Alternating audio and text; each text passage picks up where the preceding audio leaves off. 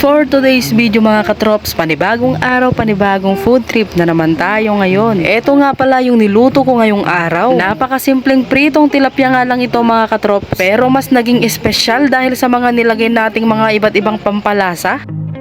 So, ayun mga katrops, meron nga pala tayo ditong 1 kilong tilapia. Tignan nyo naman yan, napakasariwa tapos ang lalaki pa. Nasa 4 na piraso nga lang ito, pero sa tingin ko ay sapat naman na ito para sa amin. Gumamit nga lang pala ako dito ng kutsara pang kaliskis para mas mabilis itong kaliskisan. Kinuha ko na rin yung antiko kong gunting para tanggalin itong mga palikpik niya. Dahil kapag yung kutsilyo nga yung ginamit kong pangtanggal dito ay mahihirapan nga ako. Habang nililinisan ko nga itong mga tilapyang to ay nag-iisip nga ako kung anong luto nga yung gagawin ko dito. At nung napag-isip-isip ko na iprito na nga lang ay ayan, hinahati ko nga dito sa gitna. Ang tawag nga namin sa paghihiwang ganito sa Panggalatok o sa Pangasinense ay pinindar. Pipindarin ko nga ito para nga mas kumapit yung mga ilalagay nating pampalasa. At syempre para na din mas dumami. Kasi nga nasa 4 na piraso nga lang ito at para nga maging 8. Pagkaalis ko nga ng mga lamang loob niya at yung hasang niya ay tinatanggal ko nga rin pala yung mga itim. At ayun o, habang naglilinis nga ako ng isda dito ay meron nga pala akong audience. Yun nga pala yung mga pusa namin na si Dagul at si Negro. At pagkatapos ko nga palang pindarin lahat ay ayan, hinuhugasan ko na nga ito ng mabuti. Kailangan nga dito ay yung hugas na hugas para matanggal yung pagkalansa niya. Kasi nga diba ang tilapia ay meron talagang pagkamalansa. Lalo na kapag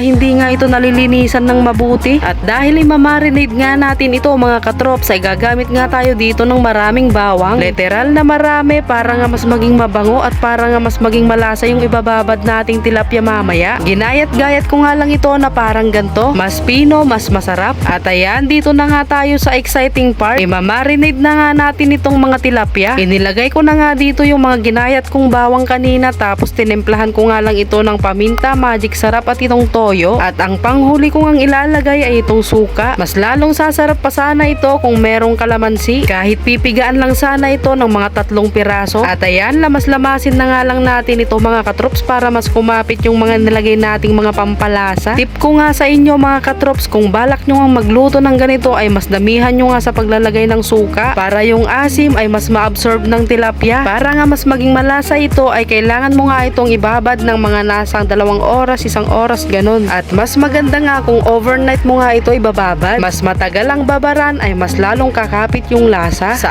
amin nga ay hindi na nga inabot ng 1 oras yung pagbababad ko kasi nga natutoms ko na nga daw yung mga kasama ko dito sa bahay. Habang piniprito ko nga ito ay nako, talaga naman napakabango ng bawang. Nabulabog buong bahay pati karoba.